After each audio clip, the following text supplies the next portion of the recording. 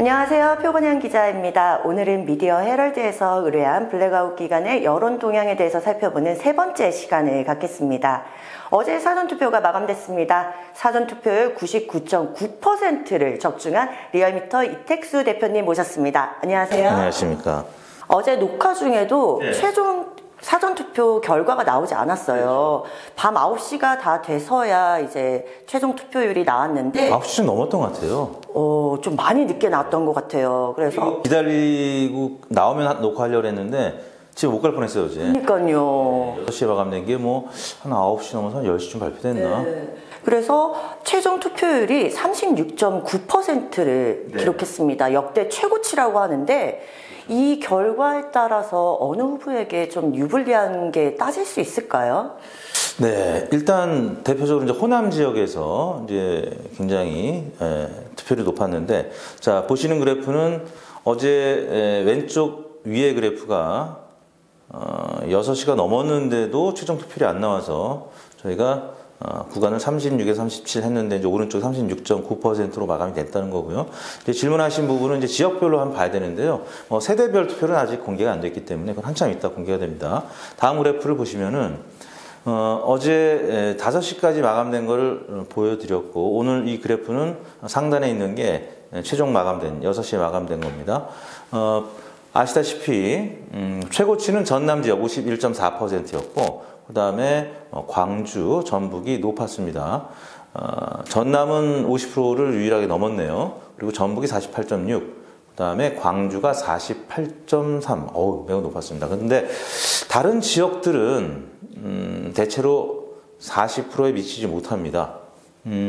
그나마 이제 높은 지역이 세종 지역이었고요. 워낙 저희 인구가 작기 때문에 공무원들도 많이 계시고, 자. 이 호남 지역에서 투표율이 높았다는 것은 이재명 후보가 이제 혹은 그 지지층에서 반색할 일입니다.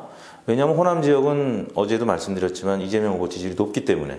그런데 제가 이제 코로나 이 확진자 조금 전에 공식 집계된 거를 확인을 해 왔는데요. 경기가 제일 지금 많죠. 신규 확진자 수가 66,833명.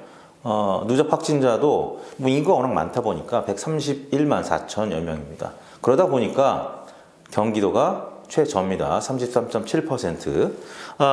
그리고 이제 서울이 두 번째고요. 그 다음에 인천, 부산, 경남, 대구, 충남. 제가 박스를 쳐놨는데, 자, 위에 빨간색 박스로 쳐놓은 곳들이 바로 아래에 있는 박스.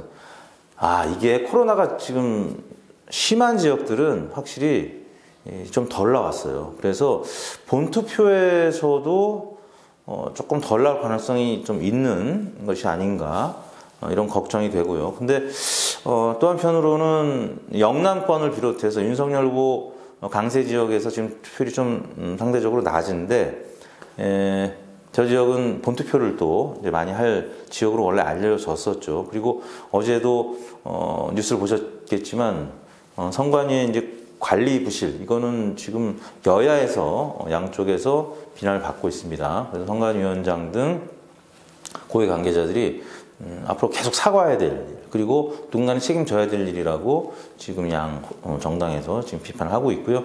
아무튼 코로나와 직접적인 관련이 있는 것으로 보이는 이 투표율, 이런 부분을 고려한다면 사실 질문하셨던 어떤 지역에서 사전투표율이 높고 낮았기 때문에 어느 후보에게 유불리를 따지는 것은 사실은 예측하기 어려워요. 그래서 저희가 지금 블랙아웃 기간에 좀 여론조사를 하고 있는데 지금 리얼미터에서 하고 있는 이 여론조사 결과에서 사전투표를 했다는 분들하고 또 실제 사전투표를 보니까 거의 이제 근접하게 결과들이 나오고 있는데 저희는 그 사전투표한 분들이 어느 후보를 지지하는지 파악은 했는데 지금 말씀을 못 드리니까 너무 답답한데요. 그래서 이제 블랙아웃과 관련된 얘기를 좀 했으면 좋겠어요. 네, 안 그래도 댓글부터 해서 굉장히 많은 질문이 들어온 부분입니다. 네. 블랙아웃 조항에 대해서 궁금해하시는 부분이 많은데 왜 이 법이 생겨났는지 좀 궁금합니다.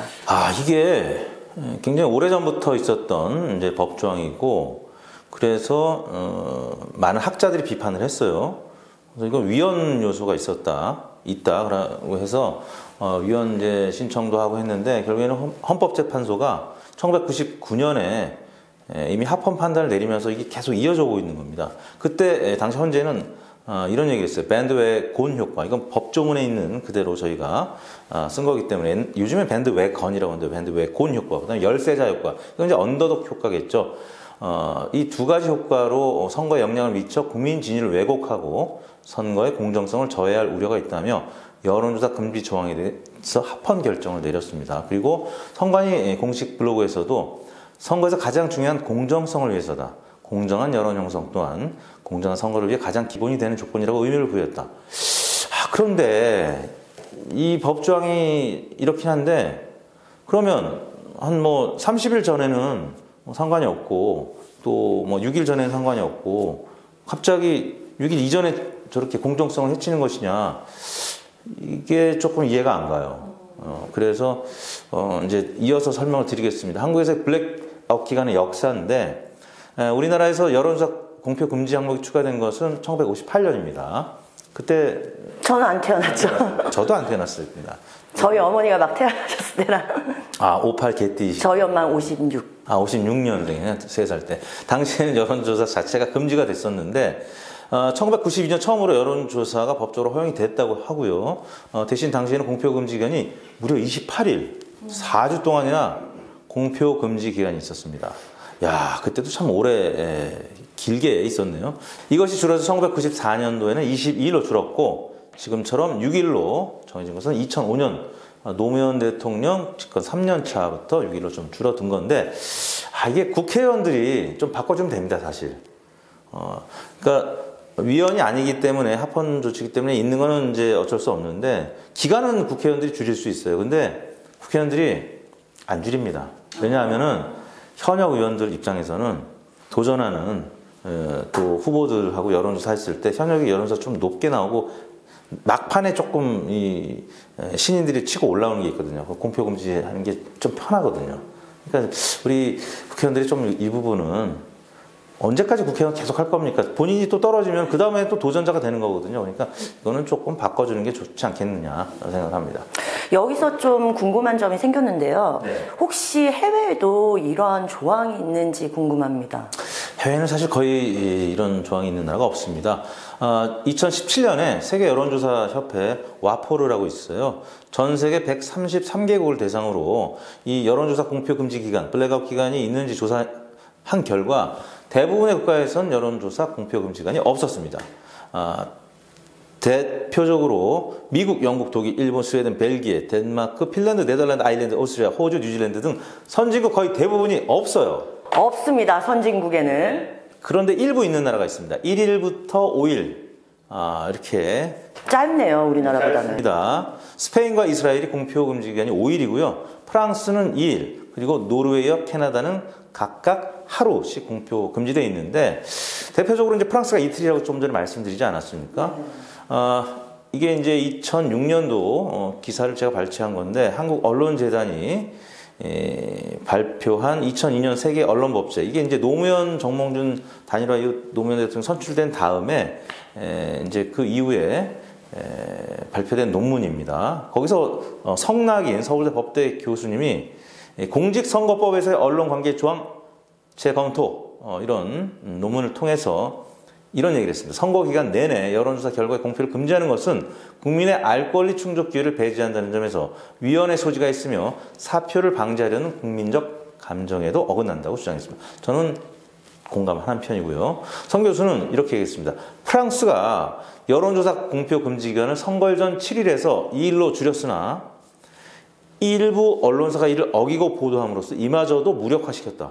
에헤이. 좋아요. 저는 우리나라 언론사들도 좀 과태료가 좀 있습니다. 근데 리얼미터도요, 과태료를 몇 번 맞은 적이 있는데 저희가 새로운 시도를 하다가 뭐냐면 성연령 지역 가중치만 대부분 부여하는데 지난 대선 때 누구를 찍었는지 그래서 샤이 표심을 잡기 위해서 새로운 통계 기법을 적용해서 이 성낙인 교수님이 주장한 것처럼 뭔가 새로운 시도를 했다가 과태료를 맞았습니다. 근데 이 프랑스도 저희 같은 개념이 있는 언론사가 있었던 모양입니다. 그래서 법이 있었는데도 그냥 무력화시켜 보도한 겁니다. 그래서 저는 우리나라에서도 지금 블랙아웃 기간인데 과태료 좀 맞더라도 예를 들면 뭐 방송 3사는 좀 어렵겠죠. 근데 신문사나 뭐 종편이나 보도 채널에서 과태료 좀 맞더라도 선거 하루 전 이틀 전에 그냥 보도하는 겁니다.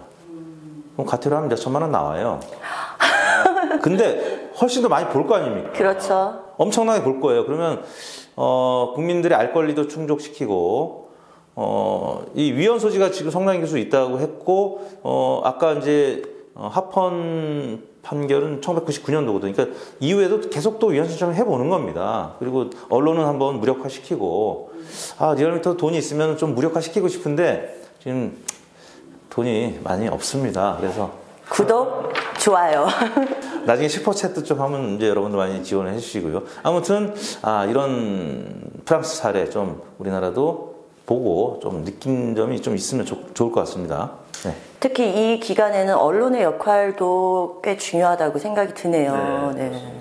국민 알 권리를 위해서 조금 고민 좀 해봐 주십시오. 네. 네, 그럼 블랙아웃 기간 3일차 여론조사에 대한 결과에 대해서 좀 말씀 나눠보겠습니다. 먼저 첫 번째입니다. 문재인 대통령 국정 수행 평가에 대한 추이가 어떻게 나타났나요? 자, 이 산불 때문에 문재인 대통령이 그 화재 피해 지역 현장을 방문했습니다. 그리고 피해자 가족분들 위로하고 계시고, 물론 지금 산불이 많이 나고 또 국민들이 화가 나서 대통령 국정수행 평가가 좀 떨어지지 않았을까라고 생각을 할 텐데, 저도 그렇게 생각을 했는데요. 오히려 긍정평가가 45%로 올랐습니다. 이것이 마치 세월호 사건이 발생했을 때 첫날, 둘째 날, 우리가 에어포켓이 있느냐 없느냐, 희생자들이 살아 있을 것이다, 우리 국민들이 많이 기원하고 기대했던 그 시기에 박근혜 대통령의 국정수행 긍정평가가 엄청나게 올랐었어요. 이건 마치 부시 대통령이 9.11 사태 때 무려 90%까지 국정수행 평가가 오른 적이 있었습니다. 그런 것처럼 국가가 위기 상황에 처했을 때 사실 굉장히 지금 엄중한 상황입니다. 그런 차원에서 문재인 대통령이 빨리 이쪽 동해 이쪽, 또 강원도, 경상도 이쪽에 지금 발생하고 있는 산불에 대해서 빨리 잘 수습해 줬으면 하는 어떤 기대 심리, 이런 부분들이 있기 때문에 아마 긍정평가가 좀 오른 것이 아닌가. 그래서 선거하고는 아주 밀접하게 관련을 지을 수는 좀 없을 것 같은데, 아무튼 오늘 문재인 대통령 긍정평가는 소폭 오른 것으로 나타났습니다. 그렇다면 유권자들의 이념 성향에 대해서는 어떻게 나왔습니까? 네, 오늘은 보수, 진보 다 좀 빠졌어요. 중도는 1.8%포인트 올라서 37.6%까지 올랐는데, 보수도 0.5%포인트, 진보도 1.1%포인트.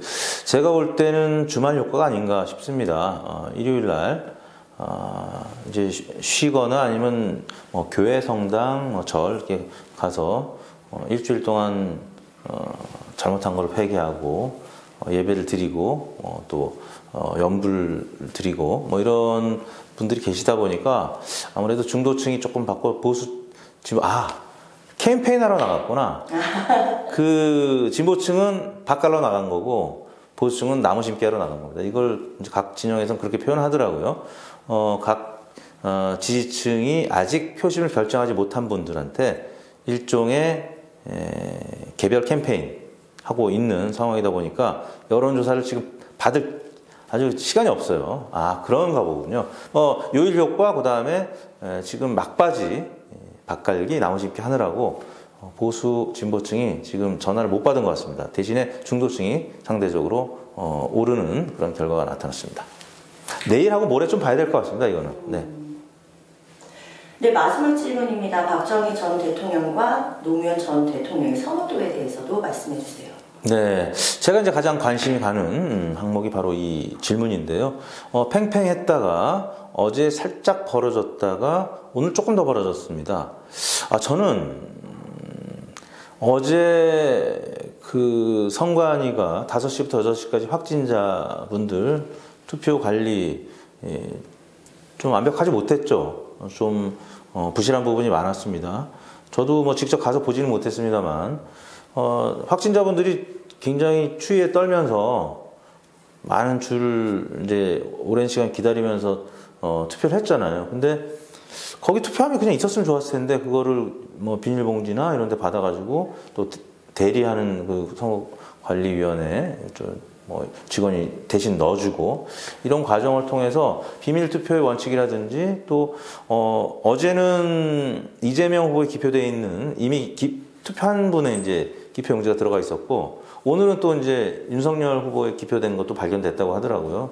그러니까 좀 이해가 안 되죠. 선관위가 이렇게까지 많은 분들이 나올 거라고 생각 못 한 것 같아요. 근데 우리나라 국민들이 정말 대단하십니다. 확진이 됐는데도 투표장에 나와서 이렇게 긴 줄을 마다하지 않고 투표하시는 것을 보고 정말 정치권은 사류인데 우리 국민들은 역시 인류다 이런 생각을 했고요.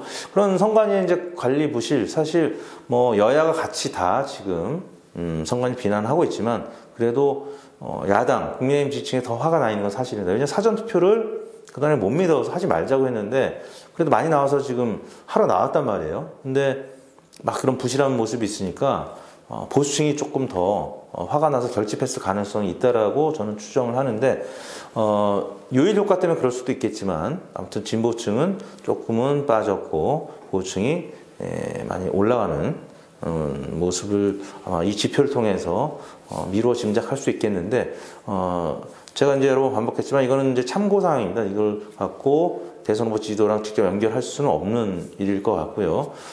내일하고 이제 모레 조사도 조금 봐야 되는데, 자, 조사는 일단 월요일하고 화요일 7일과 8일밖에 안 남았습니다. 저희가 2번밖에 못 하는데, 어떤 내일하고 모레 조사를 한번 또 봐야 알 것 같다는 생각이 드네요.